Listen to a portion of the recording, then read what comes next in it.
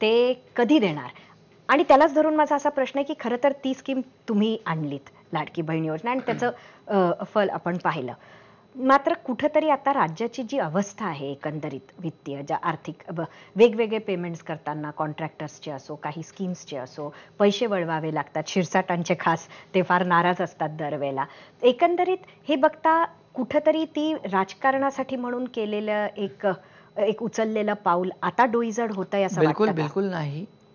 बघा, लाडकी बहीण योजना जी आम्ही केली, आज अनेक लोक आम्हाला भेटतात. हं, आज 1500 रुपये हं, महिन्याला त्यांच्या खात्यामध्ये जात आहेत. हं, आज त्यांना एक प्रकारचं आर्थिक स्वातंत्र्य जे हं, आहे, हं, स्वतःच्या खात्यामध्ये स्वतःच्या सहीने पैसे काढण्याची त्यांना मुभा मिळाली. हं, आज खूप गरीब परिवार या महाराष्ट्रामध्ये आहेत. हं, अनेक लोक येऊन भेटतात. काही लोकांनी त्या पैशाचा वापर आपल्या आजच मला सकाळी एका ठिकाणी गणपतीत गेलो होतो मी. हं, हं, तिथं त्या घरामध्ये घरकाम करणारी एक भगिनी होती. तिला हं, कळलं मी आलोय. हं, त्यांनी त्यांची परवानगी घेऊन मला भेटली हं, आणि तिला विचारलं मी, "काय केलं?" हं.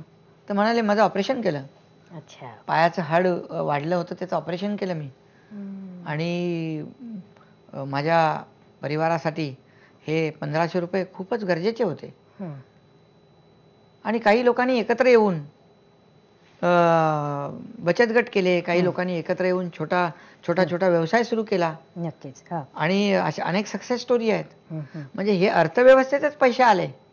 हं, आणि काय म्हणजे आपण म्हणतो सर्वसामान्यांचं सरकार. हं, मग या सर्वसामान्य भगिनींना एक त्यांच्या कुटुंबाला जर आपण एक आधार दिला, हं, तर त्याच्यामध्ये वावगं काय?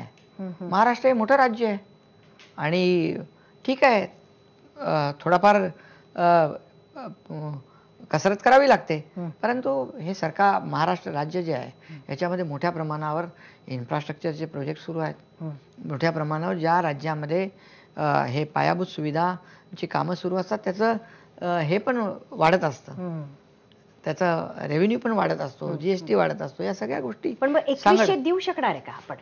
आम्ही जे बोललोय, हं, ते टप्प्याटप्प्याने आम्ही पूर्ण करणार. हं, प्रिंटिंग मिस्टेक असं कधी आम्ही म्हणणार नाही. हां. इतर लोकं निवडून येण्यासाठी